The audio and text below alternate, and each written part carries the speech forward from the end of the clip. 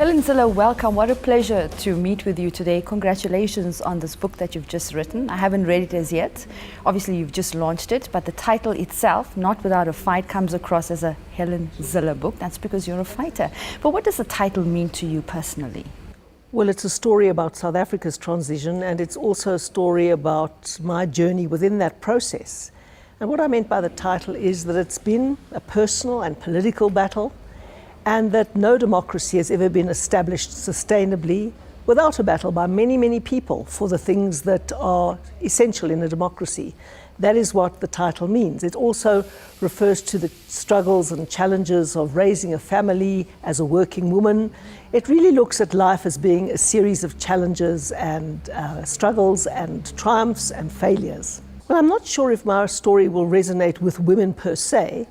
I hope my story resonates with every person who's trying to achieve something and have a family life at the same time and feels they've got a purpose in life. I hope every individual will find that the book speaks to them. But it was really good for me to be very honest about my own life, my family's life, which of course, like all lives, isn't by any means all rosy. And I think that I wrote my story as honestly as I could. There has been little snippets from your book already published, and the sense that I get is that this book has many revelations about your role as a politician. The story is described here as to be about political intrigue, treachery, floor crossing, and unlikely coalitions. We are living in the reality of coalitions right now, but give us a sense of what you mean when you say the story is about treachery. Well, there are many chapters devoted to the treachery of the story. It sometimes reads like a film script, quite frankly. It takes people behind the scenes of politics, and it shows them just how difficult the cut and thrust of political intrigue is and how Machiavellian politics can be. But I hope it also shows the other side, how noble politics can be, and how the challenge and the battle between noble and evil ends threads its way through politics like it does everywhere else in life. In particular, you mention your relationship with Lindiwe Mazibuko as well as Rampela Mampela. You speak about backstabbing and treachery with regards to those relationships. How difficult was it for you? Well, I wouldn't say that Mampela or Lindiwe represent the negative poles in politics, not at all. I think that they are both very fine people and very strong people.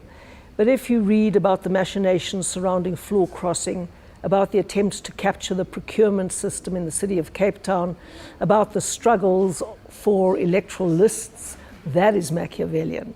But the story about Lindiwe and Mampela is the story of human beings who weren't aligned at a critical moment when I'd hoped we would be. It's a very interesting time in South Africa right now. South Africans are speculating what to expect come 2019.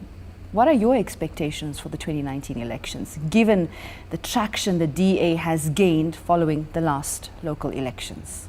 Well, 2.5 years is a very long time in politics, so it's very hard to predict with any accuracy what is going to happen in 2019 in the next national election.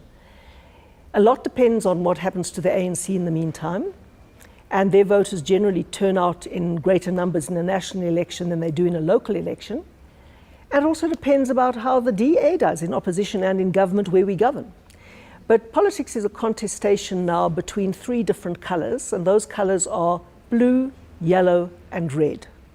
And I think we've taken South Africa to a new level where we have gone beyond the old, obsolete black versus white discourse to look at policies and principles and practice.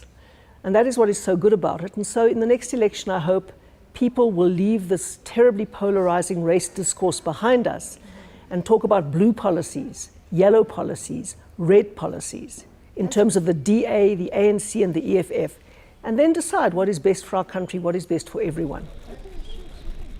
Yes, I think certainly.